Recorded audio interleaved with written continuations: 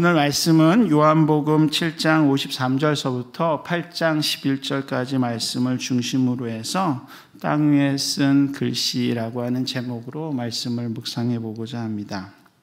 여러분 어렸을 때 흙바닥에다 그림 그리시면서 많이 놀아보셨죠? 여기 보니까 그렇게 못 놓으신 분들도 좀 계신 것 같아요. 자기는 흙바닥에다 그림 그리면서 못 놓으셨다 하신 분들 고개 한번 끄덕여 버렸어요. 네. 젊으시군요.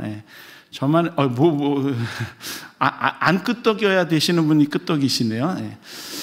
저만 해도 땅바닥에다 그림 그려놓고 땅 따먹게 한다고 부동산 투기 많이 해봤습니다. 때로는 땅을 많이 차지하기도 하고 잃기도 하고 그랬죠. 38선 그려놓고 무찌리자 공산당 이러면서 게임도 하고, 오징어 그려놓고 저거 넘어야지 내가 살아난다 그러면서 목숨 걸고 뛰어달리기도 하고 그랬습니다.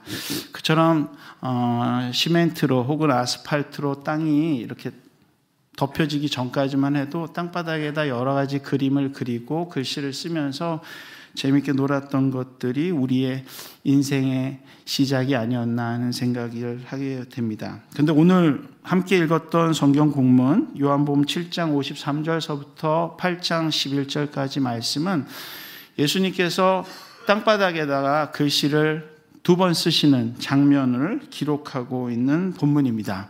사실은 이 본문은 잘 설교하지 않는 본문이에요. 왜일까요?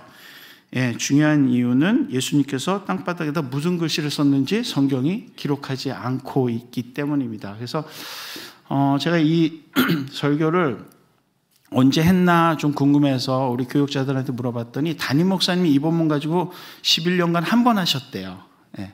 저는 이 본문 가지고 우리 청년부 리더들 훈련시킬 때 한 번 이 본문 가지고 얘기를 나눴고 잘 안 다루는 본문입니다. 특별히 성경책을 가지고 계신 분들은 아시겠지만 7장 53절서부터 8장 11절까지는 가로로 이렇게 쳐져 있어요. 그리고는 각주가 달려있기를 어떤 사본에는 이 본문이 있고 어떤 사본에는 이 본문이 없다라고 기록되어 있는 걸 보게 됩니다.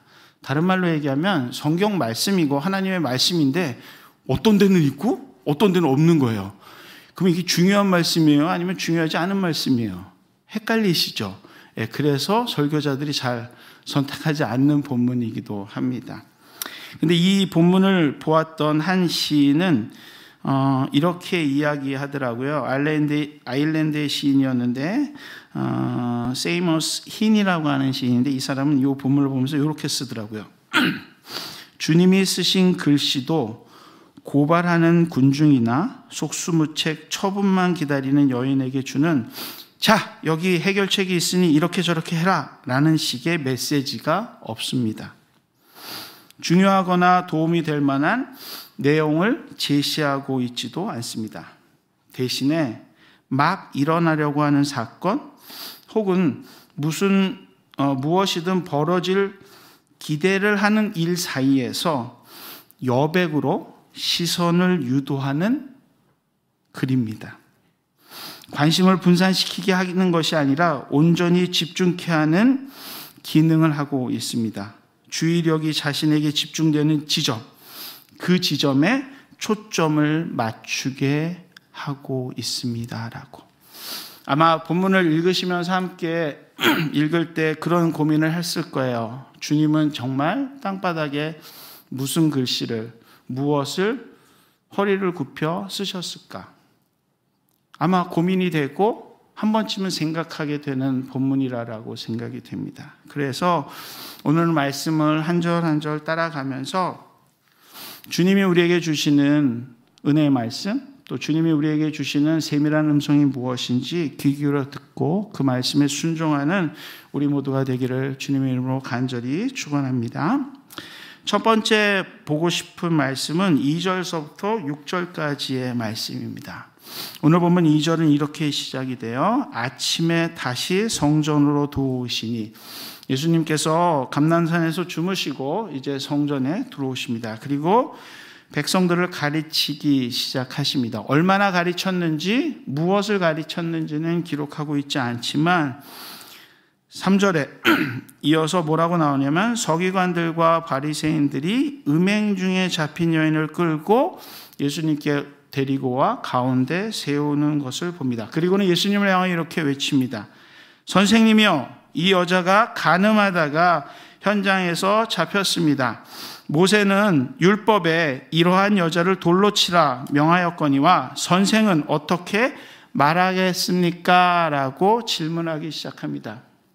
여러분도 잘 아시는 것처럼 모세 율법, 특별히 레위기 20장 10절 보면 이렇게 되어 있으면 누구든지 남의 아내와 간음하는 자, 곧 그의 이웃의 아내와 간음하는 자는 그 간부, 즉 간음한 남자와 그 음부, 간음한 여자를 반드시 죽일지니라 라고 되어 있습니다. 다시 말하면 이 군중들은 하나님이 그들에게 준 율법의 말씀을 붙잡고 또 다른 한 여인을 데리고 예수님께 온 것입니다. 왜 왔을까요? 표면적으로 보면 간음하다 현장에서 잡힌 여자를 죽이려고 예수님께 달려왔습니다. 다시 말해서 하나님의 율법의 말씀을 가지고 어느 누군가는 죽이려고 하는 상황이죠. 뿐만 아니라 조금 더 들어가면 오늘 보면 6절 말씀에 뭐라고 되어 있어요? 그들이 이렇게 말하면 고발할 조건을 얻고자 하여 예수를 시험하고자 했다라고 했습니다. 다시 말하면 서기관들과 바리새인들이 예수님을 시험하여 예수님을 어떻게든 공경에 빠뜨리고자 이 여자를 데리고 온 것입니다. 더 깊은 저희를 찾아보면 예수님을 죽이려고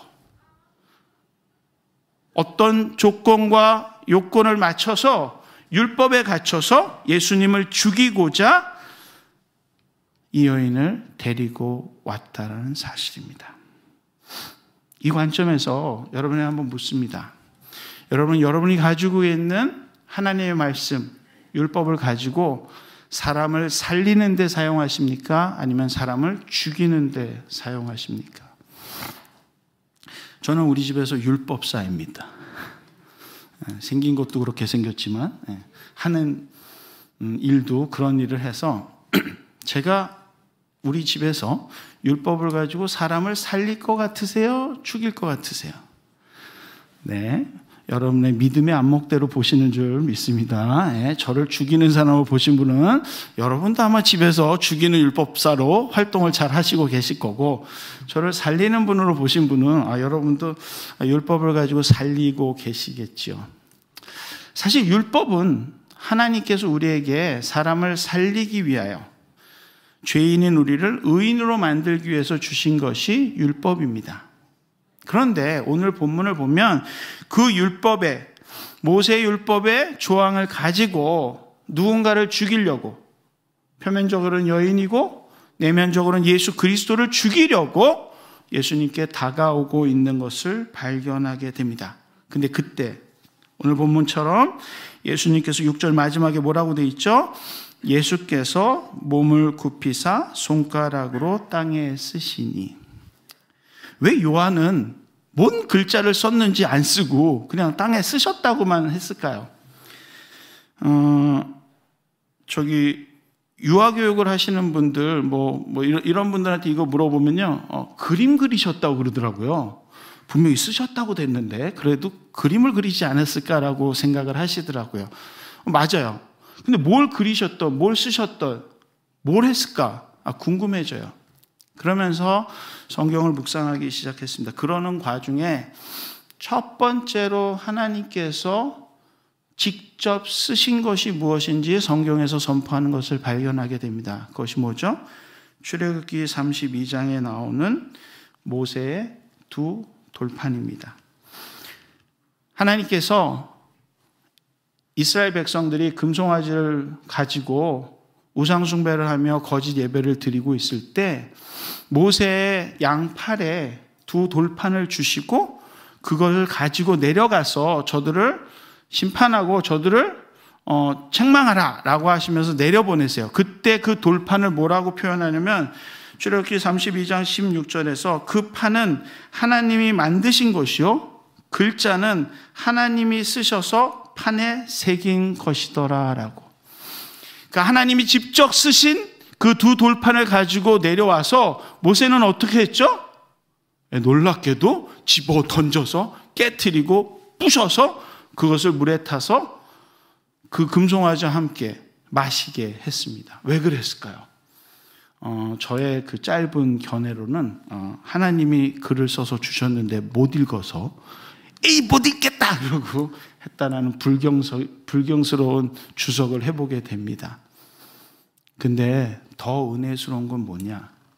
그렇게 깼음에도 불구하고 출애굽기 34장 1절을 보십시오. 너는 돌판 둘을 처음과 같이 다듬어 만들라. 내가 깨트린 처음 판에 있던 말을 내가 그 판에 쓰리라 라고.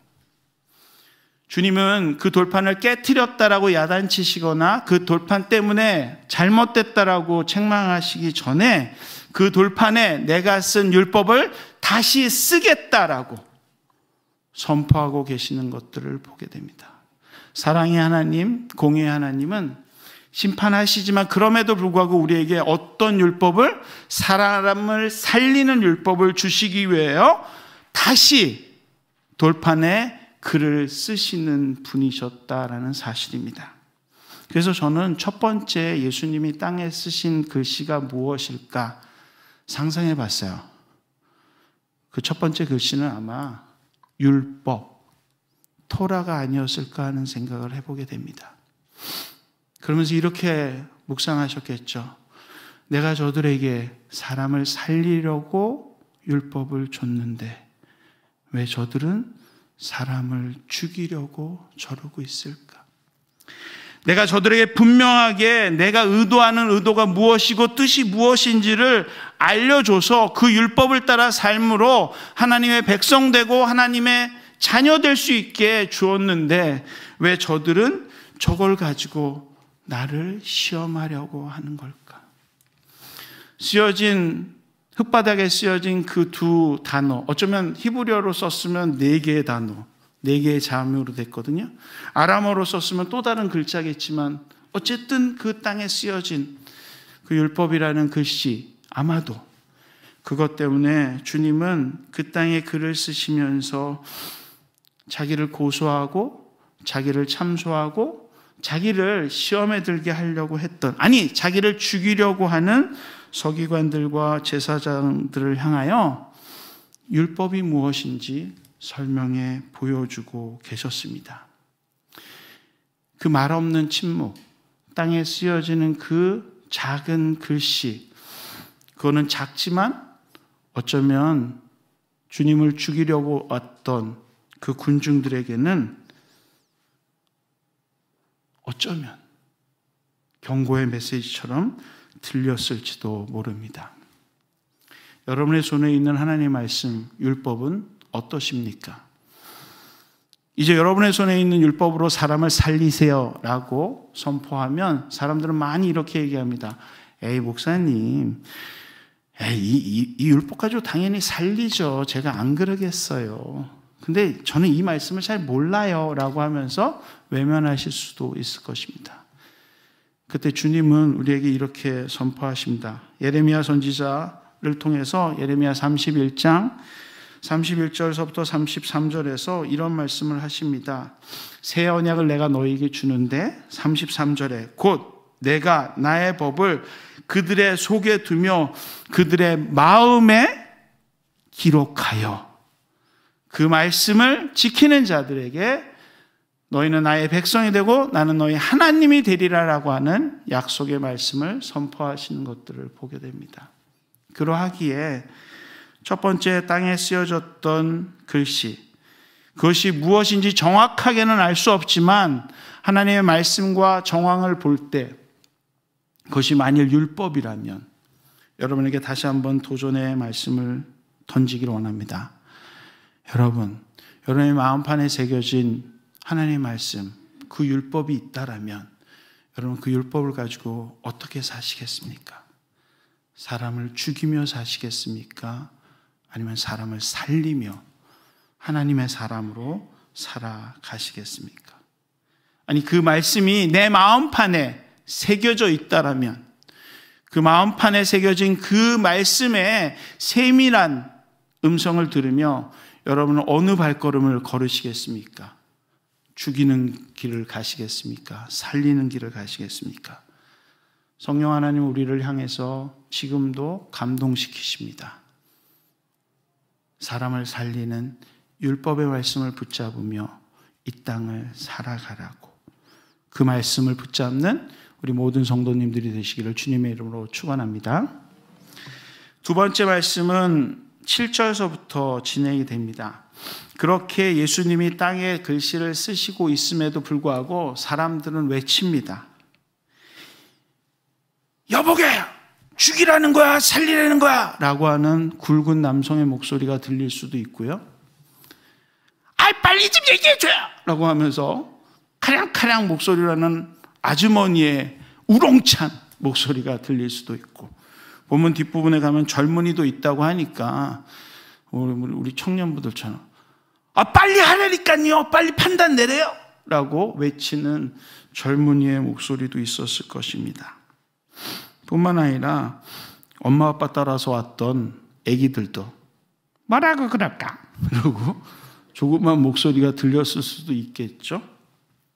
그런 목소리가 들릴 때 주님께서 7절 말씀, 일어나셔서 너희 중에 죄 없는 자가 먼저 돌로 치라라고 선포하십니다. 그리고 8절, 다시 몸을 굽혀 손가락으로 땅에 쓰시니. 그냥 큰 설명을 하시지도 않으셨습니다. 그리고 단순한 대답을 하지도 않으셨습니다. 선문선답 같은 일성을 외치셨습니다. 너희 중에 죄 없는 자는 먼저 돌로 치라. 그리고는 땅에 글씨를 쓰셨습니다. 근데 놀라운 일은 9절에 일어납니다. 뭐라고 되죠? 그들이 이 말씀을 듣고 양심의 가책을 느껴 어른으로부터 시작하여 젊은이까지 하나씩 하나씩 나가고 오직 예수와 그 가운데 섰던 여자만 남았더라라고. 이 일이 가능하다고 생각하세요? 네, 설교할 때 눈 감기 좋아하시는 분 있죠? 네, 지금부터 눈 감고 설교를 들으세요. 이제 상상을 해보세요. 내가 부부싸움을 해요. 부부가 아니신 분들은 내가 직장 생활을 한다고 생각하고 내 상사하고 내가 싸운다고 생각하세요. 내 부하하고 싸운다고 생각하세요. 네가 옳으냐 내가 옳으냐 멱살 붙잡고 막 싸우는데 이종민 목사가 와가지고 싸우지 말고 먼저 죄 없는 사람이 돌로 치고 그냥 이겼다라고 선포하세요 라고 얘기하면 제 말을 듣고 여러분이 양심의 가책을 느껴 흠집을 잡으려고 막 싸우던 남편에게 여보 미안해 내가 잘못했어 라고 하는 일이 있을까요? 네, 이런 일은 세상에 없습니다. 그 남편이 여보 미안해 내가 당신을 사랑할게 라고 회개하는 일이 이종민 목사가 이 한마디 했다고 일어날까요? 안 일어나요. 직장에서 상사와 부하가 싸우는데 동료가 싸우는데 누군가가 와서 너희 중에 죄 없는 자가 먼저 돌로 치세요 라고 얘기했을 때 그래 내가 죄인이지 내가 돌로 칠 자격이 없지 라고 생각하시면서 손에 부여잡았던 돌을 슬그머니 내려놓고 그 자리를 물러가시겠습니까? 이런 일은 일상에서는 절대 일어날 수 없는 일입니다. 근데 놀라운 사실은 예수님께서 너희 중에 죄 없는 자는 먼저 돌로 치라는 말씀을 그 입술에서 흘러나가게 선포하시고 그 말씀이 선포된 이후 허리를 굽혀 땅에 그 손가락 끝에서 흘러나오는 그 글씨를 어쩌면 그림을 무엇인가를 쓰셨을 때 그 글씨와 그 음성 때문에 사람들은 반응하기 시작했다라는 사실입니다. 양심의 가책을 느꼈다라는 사실. 왜 그랬을까요? 성경에서 하나님께서 두 번째로 글씨를 쓰시는 장면이 등장합니다. 그 등장하는 장면이 어디냐? 여러분 잘 알고 계시는 다니엘서 5장입니다. 다니엘서 5장에 보면 벨사살 왕이 예루살렘으로부터 가져왔던 성정 기물들, 잔과 접시와 여러 가지 금으로 된 장식품들을 가지고, 기구들을 가지고 술 먹고 잔치 벌리고 있을 때 갑자기 벽면에 글씨가 쓰여지기 시작합니다. 메네 메네 데겔 우바라시. 당시 술객들과 여러 점쟁이들은 그 글씨를 해석하지 못했습니다. 어딘가 숨어 있었던, 어딘가 내팽개져 있었던 다니엘을 불러 올립니다. 그리고 그가 그 단어를 해석해 줍니다. 5장 26절에서부터 28절을 보면 이렇게 해석합니다. 메네는 하나님이 이미 왕의 나라의 시대를 세워서 그것을 끝나게 하셨다 하며, 데겔은 왕을 저울에 달아보니 부족함이 보였다 하며, 베레스는 왕의 나라가 나뉘어서 메대와 바사 사람에게 준 바 되었다 함이니다라고. 한마디로 말씀드리면 메네 메네 데겔 우바라신, 심판의 메시지가 쓰여 있다라고 다니엘이 해석해 줍니다. 다니엘은 이걸로 인해서 벨사살 왕에게 상급을 받고 그 공덕이 올라가게 되지만, 안타깝게도 벨사살 왕은 그날 밤 죽음을 맞이하고 생애를 맞이하게 됩니다. 저는 이 본문을 보면서 그런 생각을 하게 됐어요. 왜 군중들이 양심의 가책을 받고 손에 붙잡았던 그 돌덩이를 내려놓을 수 있었을까? 그것은 다른 것이 아니라 주님의 말씀이, 너희 중에 죄 없는 자가 먼저 돌로 치라라고 하는 그 음성이, 그 잔잔한 그 음성이 우레와 같이 그들의 가슴팍을 흔들었기 때문입니다. 뿐만 아니라 그 바닥에 무슨 글씨를 썼는지 우리는 모르잖아요. 왜? 성경 기자가 안 썼으니까. 근데 저같이 부족한 종이 그 말씀을 묵상하며 상상해 봤을 때 그 말씀을 아마 심판이라고 쓰지 않으셨을까? 왜요? 우리의 인생은 심판이 개인적으로나 종말론적으로 반드시 있기 때문에. 근데 그 심판의 메시지를, 그것을 아는 사람은 내가 부여잡고 있는 것을 내려놓을 수 있다는 사실입니다. 내가 이거 아니면 안 된다, 내 이거 가지고 산다라고 했던 것을 심판을 아는 사람은 그 손에서 부여잡았던 것들을 내려놓을 수 있어요. 내가 의롭다라고 강조하고 내가 의롭다라고 고집했던 그것을 심판이 있는 걸 안다라면 내려놓을 수 있다는 거죠. 왜요?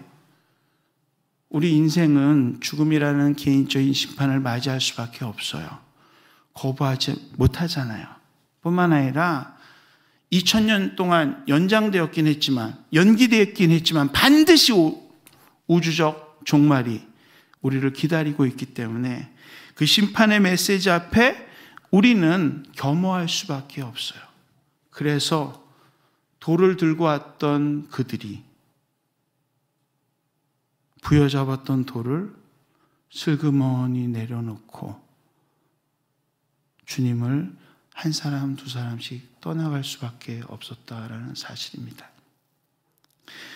오늘 여러분을 향하여 선포되어지는 하나님의 심판의 메시지 앞에 여러분은 무엇을, 여러분이 부여잡고 있던 어떤 것을 내려놓으시기를 원하십니까? 혹시 그거 아니면 안 된다라고 했던 그것, 성전을 맞이하고 성전을 내려오면서 이 예배당에서 하나님 그거 아니면 안 돼요, 그것만은 꼭 해야 돼요 라고 다투며 싸우며 책망하고 정죄하고 판단하고 싸웠던 그 무엇, 그것에 대해서 여러분은 어떻게 내려놓으시길 원하십니까? 어떤 양심의 가책을 받아서, 아니 메시지를 전하는 선포자의 메시지 때문이 아니라 오늘 주님이 선포하시는 너희 중에 죄 없는 자가 먼저 돌로 치라라고 하는 그 주님의 세밀한 음성 앞에 주님, 내가 이거 내려놓겠습니다라고 어떻게 반응하시겠습니까? 주님이 땅에 쓰신 그 글씨 때문에 내가 가슴이 찔립니다라고, 그래서 변화를 갖겠습니다, 나의 삶의 변화를 갖겠습니다라고 어떻게 결단하시겠습니까? 길어야 80년, 요즘은 뭐 100년, 뭐 좀 있으면 이제 120년, 140년 산다고 그러는데 아무리 길어도 200년도 못 사는 그 인생 속에서 주님의 세밀한 음성과 땅에 쓰여진 그 글씨를 묵상하며 여러분의 삶을 돌아보시기 바랍니다. 내가 무엇을 내려놔야 될지, 내가 무엇 때문에 이 땅을 살아가고 있는지, 그리고 그 심판 앞에 올바르게 서 나가는 그 하나님의 심판 앞에 올바르게 설 수 있는 믿음의 동역자들이 되기를 간절히 축원합니다. 마지막 대지를 하나 더 해야 되는데, 이 마지막 대지를 하나 더 하면 집에서 혼나요. 왜? 아니, 주님은 2번 쓰셨는데 왜 대지가 3개냐고. 2개만 하고 끝내면 설교가 짧고 예배도 좋을 텐데 왜 3개씩이나 하냐고. 근데 오늘 본문을 읽다 보니까 10절하고 11절이 남았네요. 그래서 3번째 대지를 하나 더 생각해 보기를 원합니다. 오늘 본문 10절 보면 이렇게 돼 있어요. 뭐라고 돼 있죠? 예수께서 일어나사 여자 외에 아무것도 없는 것을 보시고 난 다음에 여자에게 묻습니다. 여자여, 너를 고발하던 그들이 어디 있느냐? 너를 정죄한 자가 없느냐라고. 그러자 예수님에게 질문을 받은 그 여자가 아주 간단하게 얘기를 해줘요. 주여, 없나이다라고. 그랬을 때 주님이 이렇게 대답을 하세요. 나도 너를 정죄하지 아니하노니 가서 다시는 죄를 짓지 말라라고. 이 예수님의 마지막 문장이 저에게는 비수같이 다가왔어요. 왜? 나도 너를 정죄하지 않으니 가서 다시는 죄를 짓지 말라라고. 이 정죄하지 말라라는 이 말이요, 저에게는 너무 강하게 다가왔어요. 왜냐하면 저는 이 본문을 보면서 이 여자를 끊임없이 정죄했거든요. 이 여자는 도대체 어떤 여자일까? 그래서 3가지 경우의 수를 찾아봤어요. 첫 번째, 문맥을 보니까 여인이 군중하고 같이 왔어요. 근데 아무리 봐도 가짜 죄인인 것 같아. 어떻게 하다 보니까 죄인이 돼가지고 예수님 앞에 왔어요. 왜? 서기관과 바리새인들이 하여튼 예수님을 시험하기 위한 테스트 거리로 그냥 온 거죠. 가짜일 수 있어요. 가짜. 이건 아주 소극적인 접근이에요. 근데 이렇게 하면은 좀 본문이 좀 그래요. 가짜면 남들 갈 때 자기도 가야 되잖아요. 근데 그건 아닌 것 같고, 2번째, 공모자일 확률이 높다. 공모자는 뭐냐? 일단 돈 받고 고용이 된 거죠. 너 오늘 이런 일 할 테니까 너 일단 옷도 좀 찢고 머리도 풀어 헤치고 잡혀온 것처럼 좀 연기를 해. 그러면 얼마 줄 테니까. 그래서 이 여자가 연기를 하는 거겠죠. 그래서 남들 다 갔는데 얘는 아직 알바비를 못 받았잖아요. 그러니까 끝까지 앉아 있는 거예요. 알바비 받을 때까지. 알바비를 받아야지 집에 갈 거니까. 그래서 이제 앉아 있는 거죠. 공모자죠. 근데 이것도 뭐 가능성이 있겠지만 더 제가 보는 정죄는 뭐냐? 가서 다시는 죄를 짓지 말라라고 하는 걸 봤을 때 이 여자는 진짜 간음에 종사하는 사람. 소위 매춘부일 확률이 높아요. 왜냐하면 여기는 이제 남자가 안 나오잖아요. 네. 그런 걸 봤을 때 매춘부일 확률도 높아요. 쉬운 말로 얘기하면 우리는 이런 상황이 되면 끊임없이 여자를 정죄합니다. 판단하고 이 여자가 어떤 여자일까? 네. 마치 우리 자신이 우리 주변에 있는 사람을 끊임없이 정죄하고 판단하는 거죠. 왜요? 우리는 그리스도인이기 이전에 우리는 죄인이기 때문에 그렇게 사람을 판단할 수밖에 없어요. 쟤 누구지? 아유, 쟤 어때? 뭐 이러고. 예. 그렇게 판단할 수밖에 없다는 거죠. 근데 주님이 오늘 뭐라고 선포하시냐면 나도 너를 정죄하지 않는다라고 얘기하시는 거예요. 그리고 나서는 뭐라고 얘기하면 다시는 죄를 범하지 말라라고 얘기하신 거죠. 왜 그러셨을까요? 설교 도입부에서도 말씀드렸던 것처럼 예수님은 글씨를 땅에 2번밖에 안 쓰셨어요. 근데 정말 중요한 글씨, 정말 중요한 것은 땅에 쓰지 않으시고 그 여인의 가슴팍에, 그 여인의 마음에 쓰셨다라는 사실입니다. 뭐라고 쓰셨을까요? 출애굽기 33장 12절 말씀을 보면 이렇게 되어 있습니다. 이스라엘이 출애굽하고 그 출애굽한 이스라엘 백성을 향하여 하나님이 뭐라고 선포하시냐? 나는 이름으로 너를 알고 너도 내 앞에 은총을 입었다라고. 주님이 우리를 구원하실 때 그냥 대충 십자가에 못 박히셨으니까 구원하신 게 아니라 내 이름이 뭔지 아시고 이종민 아시고 구원하시고 은총을 베풀어 주셨다라는 사실입니다. 오늘 본문에서 요한복음의 기자는 이 여인의 이름을 적지는 않아요. 그래서 많은 그 주석가들 중에서는 이 여인이 아마도 예수님에게 향유를 부었던, 몇 주 전에 우리 담임 목사님이 설교하신 본문이 있죠? 그 본문. 누가복음에는 마리아라고 나와요. 근데 그 여자 말고 예수님에게 향유를 부었던 다른 사건, 그 사건의 주인공일 수도 있다라고 해석을 해요. 그러나 저자는 모르고 우리는 모르지만 주님은 우리의 이름을 아시고 나의 이름을 아시고 구원하셨다라는 사실이에요. 뿐만 아니라 그 이름이 뭐냐? 이사야서 49장 16절 말씀에 보면 내가 너를 내 손바닥에 새겼고 너의 성벽이 항상 내 앞에 있나니. 주님의 그 십자가 못 박히신 그 손바닥에 나의 이름 석자를 적었다라는 사실이에요. 또 이렇게 얘기했더니 어떤 분이 이렇게, 목사님 저는 이름이 2자예요. 저는 4자인데요. 아신다고요. 그리고 적고 기억하고 계신다라는 사실이에요. 얼마나 구체적으로 아시냐? 누가복음에서 70명의 제자들이 전도하고 돌아왔을 때 주님 우리가 큰 일을 했습니다. 귀신도 쫓아냈습니다. 병자도 고쳤습니다 라고 얘기했을 때 예수님 뭐라고 그러시냐? 누가복음 10장 20절에 너희의 이름이 하늘에 기록된 것으로 인하여 기뻐하라 라고. 우리의 이름을 하늘에 기록해 두셨다라는 사실이에요. 근데 이런 거는 다 예수님 손바닥에 기록되어 있고 예수님 마음에 기록되어 있고 하늘나라에 기록되어 있잖아요. 근데 중요한 건 뭐냐? 우리 마음판에 주님이 다른 이름을 써주고 계시다라는 사실입니다.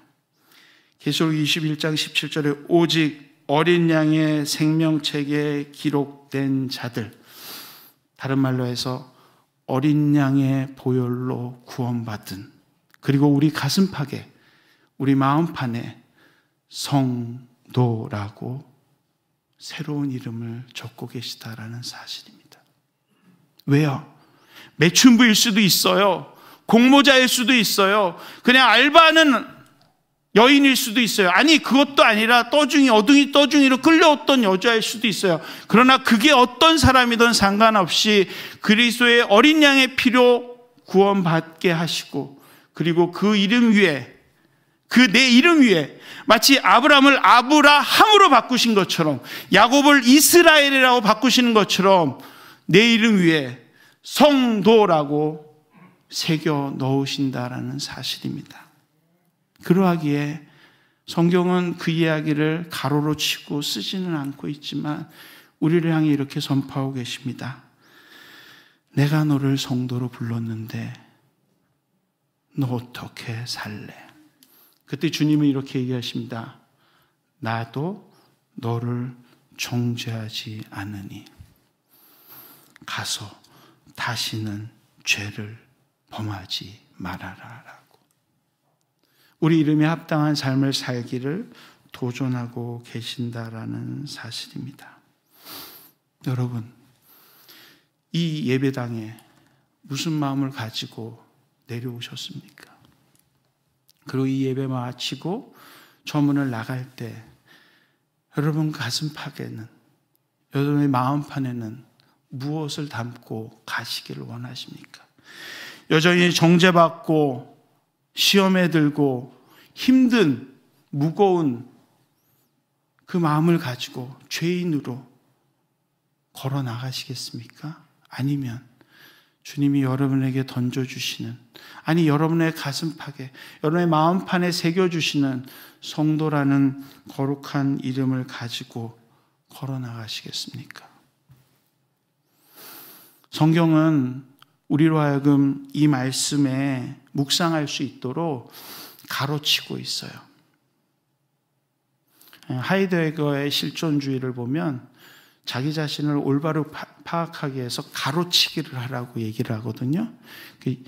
엄청난 대가로예요. 이 대가로가 뭐냐? 하나님께서 우리를 향해서 일하실 그 역사 앞에 여러분이 다시 한번 잠잠해지시기를 간절히 부탁드립니다. 그리고 찬양 하나를 좀 생각해 보세요. 오늘 함께 부른 찬양이기도 한데요, 그 찬양에 이런 얘기가 있어요. 십자가에서 그는 내 이름 바꾸셨네, 십자가에서 그는 내 이름 바꾸셨네. 그러면서 뭐라고 얘기하냐? 고아에서 아들로, 거절에서 용납으로, 저주에서 축복으로, 원수에서 연인으로, 죄인에서 의인으로. 이 가사도 참 마음에 들어요. 창기에서 신부로. 내가 어떤 존재인지 정죄하지 않으시는 그 주님께서 우리를 향해 이렇게 선포하십니다. 다시는 가서 죄짓지 말라라고. 왜? 그 선포가 없었다라면 이 여자는 다시 매춘부였다면 가서 뭐 했을 거예요? 그 일 또 했을 거라고요. 만약 이 사람이 알바생이었다라면 또 다른 음해하는 자리에 알바생으로 또 갔을 거라고요. 아니 어쩔 수 없지, 어중이 떠중이로 와서 끌려왔었다라면 그 인생 또 어중이 떠중이로 살다가 끝났을 텐데, 주님은 뭐라고 얘기하시냐? 나도 너를 정죄하지 않으니 너 가슴팍에, 너 마음판에 생긴 성도라는 그 이름에 맞게 살아가라고 오늘 우리에게 도전하고 계십니다. 주님의 그 세밀한 음성 앞에 대단한 결단을 하겠다라고 결심하기보다 주님, 그냥 순종하겠습니다. 죽으려고 쓰던 그 율법을 살리는 데 사용하겠습니다. 내 삶에 심판이 있음을 알고 이제 그 말씀의 기준 앞에 나를 돌아보며 변화의 삶을 살겠습니다. 그리고 더 나아가 주님, 저를 성도로 불러주심에 감사합니다.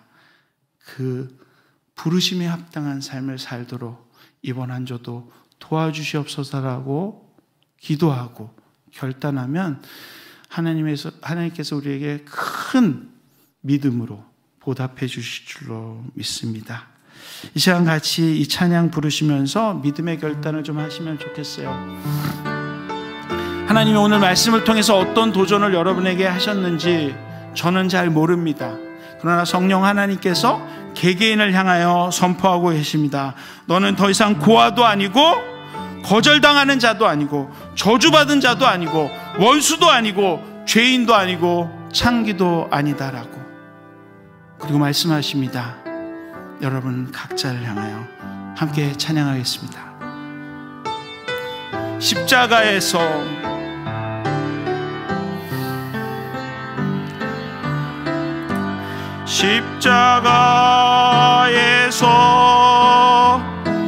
그는 내 이름 바꾸셨네.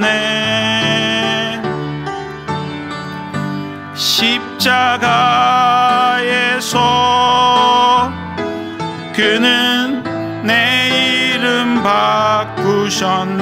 고아에서 아들로, 고아에서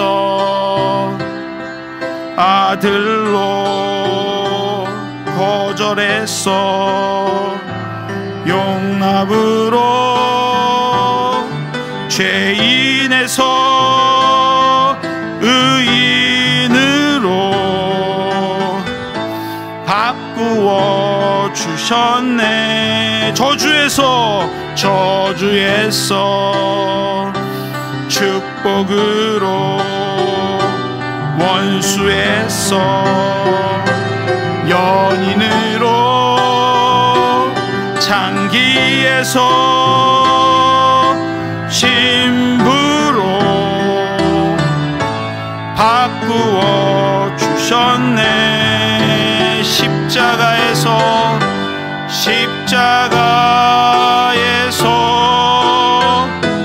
그는 내 이름 바꾸셨네. 십자가에서 그는 내 이름, 다 같이 일어나셔서 부르겠습니다. 십자가에서, 십자가에서 그는 내 이름 바꾸셨네. 십자가에서 그는 내 이름 바꾸셨네. 함께 기도하기를 원하는데요, 이 시간 말씀을 기억하며 함께 기도하기를 원합니다. 주님, 그렇습니다. 우리에게 다른 사람을 살리는 율법을 주심에 감사합니다. 그 율법을 가지고 올바르게 적용하여 항상 다른 사람을 살리는 자 되게 하여 주시옵소서. 우리에게 심판이 있음을 기억하게 하시고 그 심판에 맞게 변화된 삶, 성장하는 삶, 그런 온전한 삶을 살게 붙잡아 주시옵소서.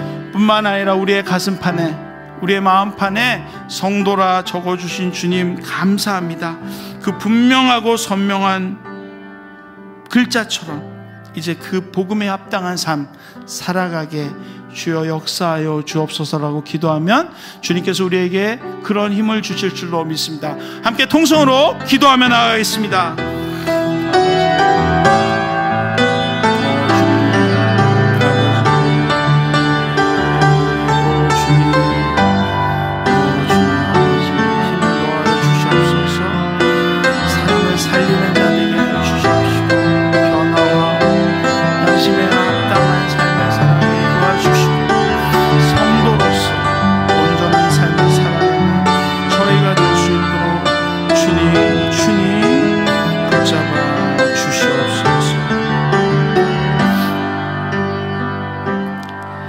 사람을 살리는 율법을 우리에게 주시고 심판을 기억하며 변화된 삶을 살게 하셔서 구원받은 새 이름에 합당한 새로운 삶을 허락하신 나의 아버지 하나님, 감사와 영광을 주님께 올려드립니다. 우리로 하여금 주의 말씀을 묵상하며 주님이 주시는 은혜를 따라 복된 성도의 삶을 살아갈 수 있도록 인도하여 주시옵소서.